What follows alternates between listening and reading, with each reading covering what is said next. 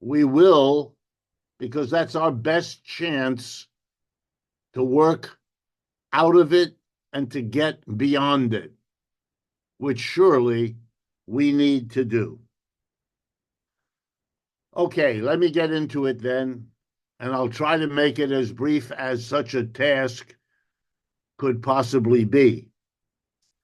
I do believe we are at a major transition point in the history of the United States and probably of the whole world.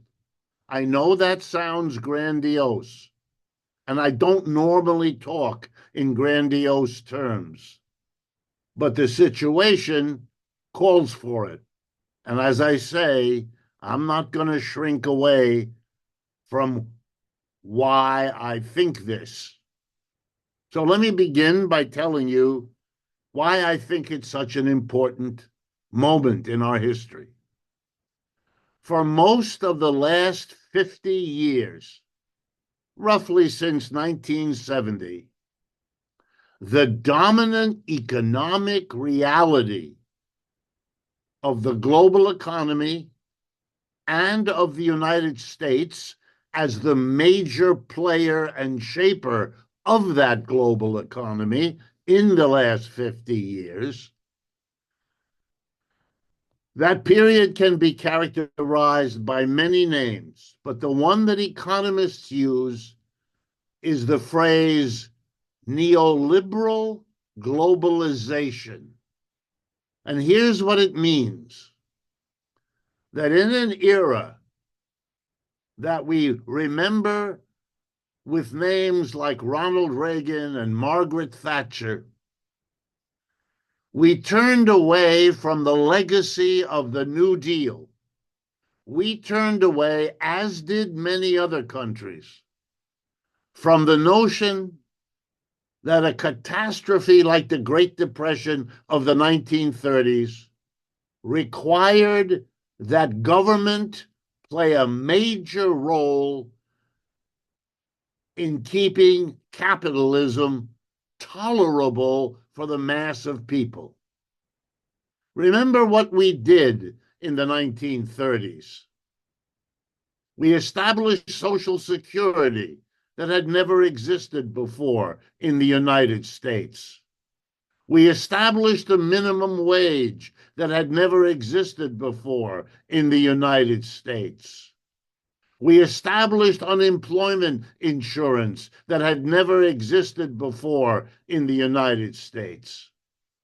And the government hired and paid 15 million people who were unemployed, and nothing like that had ever happened in the United States either.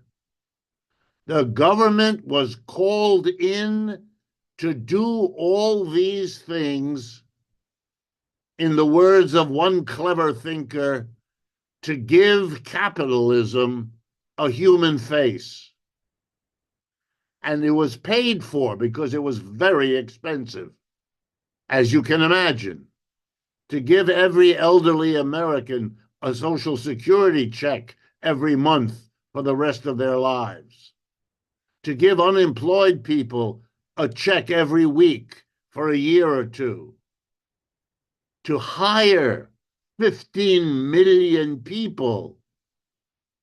And the money that paid for all of that were heavy taxes placed on corporations and the rich. It's an important reminder for those of you who do not think that here in the United States we can ever tax corporations and the rich. It's an important reminder, of course we can, because we already did. As the remembrance, and footnote, the politician who had the courage to tax corporations and the rich, Franklin Roosevelt, was reelected president 3 consecutive times. He has been and is to this moment the most successful popular president in the history of the United States, starting with George Washington. So not only can you tax corporations and the rich, but when we had a president who was forced from below to do it, he became the most popular politician we've ever had. In the period starting in 1970, as the memory of the New Deal, as it was called, faded, Reagan and Thatcher undertook to roll the New Deal back. It had already begun before that, but it really gathered steam. And the mantra was the reverse of the New Deal. Instead of calling the government in to give capitalism a human face, people stumbled over one another, led by the Republicans, but tragically followed by the Democrats, to roll the government back, to get the government out of the economy, to go back to a capitalism which, if I may be allowed to continue the metaphor, lacks a human face, as the songs we just heard today document.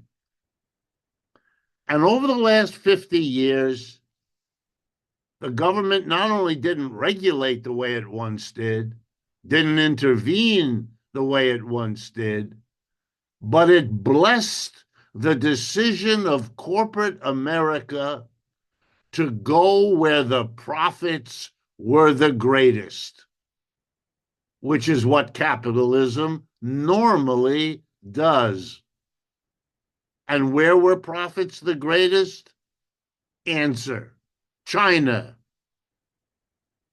Starting in the 1970s, we had a mammoth exodus, and not like the one in the Bible. No, this was an exodus of American corporate leaders. They had graduated from business school where they had been taught, parentheses, I have taught in business schools myself, I know the curriculum. They were taught, if you want to succeed in business, go to where the wages are low and the market is expanding. The place where the wages were low and the market was expanding the most was in the land called the People's Republic of China. And American corporations, British and French and German and Italian and Japanese, they all went to China, where they were welcomed, where they were celebrated. And over the last 40 to 50 years, the Chinese economy grew. About half the economy there is capitalist.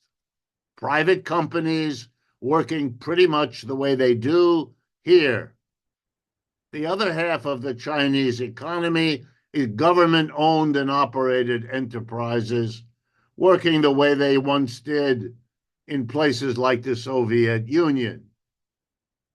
China is a hybrid between the US and the Soviet Union, different from both because it's a mixed situation. And it turns out that under the leadership of the Chinese Mao Zedong and the ones that have come since him, it turns out this hybrid organization can grow faster than any other economic system the world has ever seen. For the last 30 years, China has grown its economy, its GDP, its gross domestic product, between 6 and 9% per year.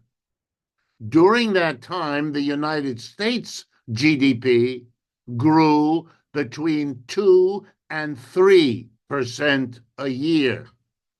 It doesn't take rocket science to understand that if you can manage that difference, if China can grow 2 to 3 times faster than the United States for 30 years, it can do what it has now done. Namely,